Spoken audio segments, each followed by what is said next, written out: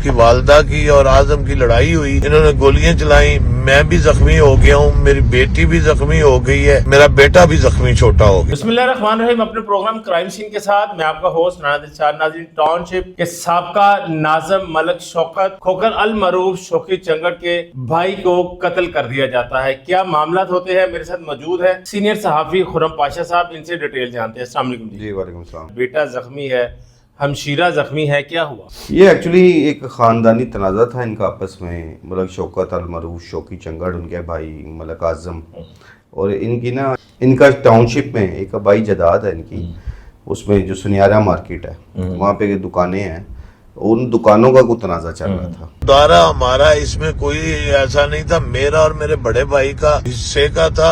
और आज से 2 साल कबल भी उस तनाज़े की वजह उन दुकानों की वजह से एक तनाज़ा इनका आपस में हुआ था, ताहम बाद में मामला कुछ तय हो गए थे। गुज़श्ता शाम भी एक पंचायत वहाँ पे लगी आपस में, ठीक है। इसमें शौकी चंगड़ इनका भाई जो मकतूल है इस वक्त मलक आज़म, और इनका भतीजा शौकी चंगड़ के बेटे, मतलब फैमिली की दीगर खवातीन भी मौजूद थी वहाँ पे। में बैठे हैं तो इन्होंने गालियां देनी शुरू कर दी। पिस्तौल निकाली आजम ने, हनी ने भी निकाली, सीब जिसका नाम है भतीजा मेरा, इन्होंने गोलियां चलाई हैं। तो दौराने गुफ्तगू वो आपस में कुछ तल्ख जुमलों का तबादला होता है। तो एक भाई मतलब अमजद जो शौकी चंगड़ के भाई थे, उनका जो बेटा था हनी, वो उठ के वहाँ पे ना अंधाधुंध फायरिंग शुरू कर देता है। सीधी फायरिंग शुरू कर देता है? फायरिंग शुरू कर देता है। तो सुना कि ब्रेस्ट ही मारा उसने। अच्छा। और वो जो गोलियां थी वो लगी हैं उसे मलक आज़म को, मलक आज़म को भी लगी, शौकी चंगड़ को भी लगी, शौकी चंगड़ का बेटा है अब्दुल रहीम, उसको लगी हैं, उनकी बेटी को लगी हैं। अच्छा। जो ज़ख्मी हैं और इस वक्त अस्पताल में ज़ेर इलाज हैं। उस फायरिंग की जद में आके मलक आज़म जान की बाजी हार जाते हैं। तो ये एक बड़ा अफसोसनाक वाक़या है। ये तो एक मुख्तसर सी डिटेल है जो अब तक आई है और हम डिस्कस कर रहे हैं, लेकिन असल में इसमें ये मैं बात कहना चाहूँगा, द्वारा मुझे बचाएं इस काम से, ना मेरा या मेरे बच्चों का कोई लेना देना नहीं है इस लड़ाई में, जब ये लड़ाई करवाई गई है। कि जो शौकी चंगड़ हैं, इनको कई साल से हम भी देखते आ रहे हैं कि हमेशा इनके डेरे पर बड़े बड़े फैसले होते हैं, बड़े बड़े लोगों के मामलात आते हैं, क्योंकि इलाके में इन लोगों का एक ख़ासा असर और रसूख है, सियासी भी है, और इनकी दुश्मनियाँ भी रही हैं, और दुश्मनदारियों की वजह से इन पर मुकदमात भी रहे हैं, इन लोगों ने जेलें भी देखी हुई हैं।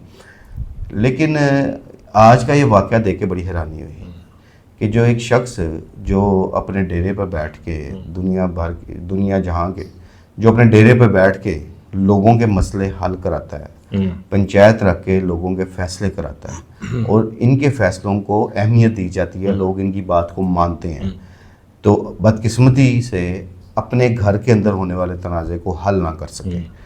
अगर वो तनाज़ा हल होता तो ये लड़ाई झगड़े की तरफ बात ना जाती, और लड़ाई झगड़े की तरफ बात गई है तो अल्टीमेटली उसका देखें नुकसान क्या हुआ है। तो इसमें जो कुछ शवाहिद वहाँ से मिले हैं, उनके मुताबिक हनी का जो रवैया था वो बड़ा जारहाना था, और उसे समझाने के बावजूद उसे एकदम जो है ना गुस्सा आया किसी बात पर, और उसने अपना पिस्टल निकाल के वहाँ पे अंधाधुंध फायरिंग एकदम शुरू कर दी। तो उसमें अब तक की तो ये डिटेल है। अभी जब हम ये बात कर रहे हैं, अभी मुकदमा का इंदराज नहीं किया गया।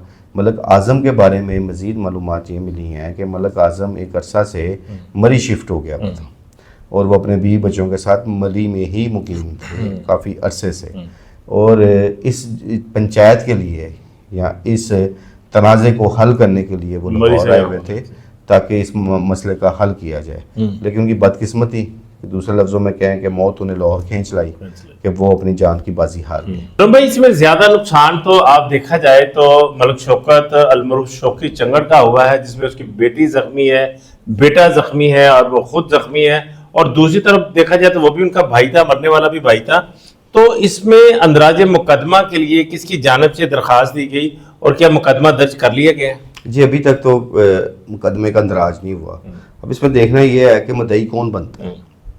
डेफिनेटली मलक शौकत जो शौकी चंगड़ है وہ مدعی بنیں گے یا ان کا بیٹا بنتا ہے یا ان کی مسز بنتی ہے، ابھی تک اس چیز کا تعین نہیں ہو سکا، کیونکہ سبھی زخمی ہیں اور اس وقت علاج معالجے میں مصروف ہیں۔ جس وقت مقدمہ درج ہوگا تو ڈیٹیل سامنے آ جائے گی کہ اس میں کون مدعی بنا اور کس کس کے خلاف مقدمے کا اندراج کیا گیا۔ بہت شکریہ خرم بھائی۔ ناظرین، یہ تھی اب تک کی تازہ اپڈیٹ تھی جو ابھی واقعہ ہوا ہے کچھ ہی دیر پہلے، جس کی ابھی تک FIR بھی نہیں ہو سکی اور ابھی اس کا تعین بھی نہیں کیا جا سکا کہ اس کا مقدمہ کا مدعی کون بنے گا۔ اعظم کھوکھر کی فیملی بنے گی، شوکت کھوکھر کی فیملی بنے گی، کون کس کروٹ بیٹھتا ہے، جو بھی اس پر اپڈیٹ آتی ہے، تفصیلات آتی ہیں، وہ بھی آپ کے ساتھ شیئر کی جائے گی۔ تب تک کے لیے مجھے اور خرم پاشا صاحب کو اجازت دیجیے۔ اللہ نگہبان۔